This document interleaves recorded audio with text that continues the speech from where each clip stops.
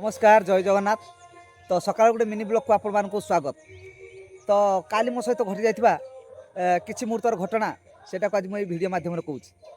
तो काली जते मु सी बीच को जाइथाय तो सी बीच रे किछि भाई एवं भौणी मान सहित मोर देखाइथिला। आउ देखावा परे से माने मते देखि बहुत खुशी मध्य थिले। आउ सेमान को देखि मु भी मध्य खुशी थिली। आउ तांको सहित किछि मुहूर्त मु कथाबार्ता मध्य होइथिलु।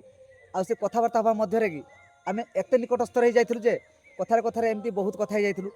आउ सेही कथा मध्यरु जणे भौणी को मुहरु हठात गोटे कथा स्लिप करि आस्तिला कि भाई तो आमे तो आपनक भितर सेमिति किछि खराब गुण बा किछि खराब अभ्यास देखिबा पाउनु, हेले आपण एसबु लाइन की कोन पय आसिले। तो से भौणी जनक कथा शुणी मु टिके दुख कली आउ टिके हसिथिली मध्य।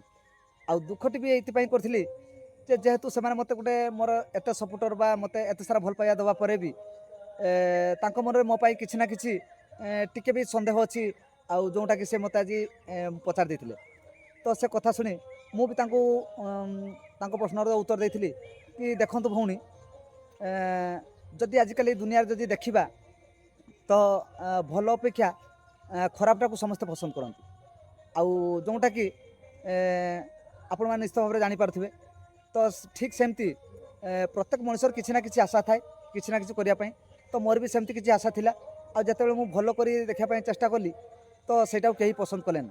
आ जतेबेले मु खराबटा को बाछिली तो सेटा आपण माने निश्चित भाव में जानी पारथिबे। आ बाकी रहिला जदि आपण माने जदि एते अल्प समय रे बा एते कम समय रे जदि मो सहित मिसी जदि आपण माने जानी पारछंती मु केमितिका कि मोर प्रकृति केमितिका जदि आपण माने एते अल्प समय भितर जदि मते जानी पारछंती तबे सेटा होची मो पई यथेष्ट। याठू अधिका किछि मु आपण मान ठार आशा करेनी। जय जगन्नाथ।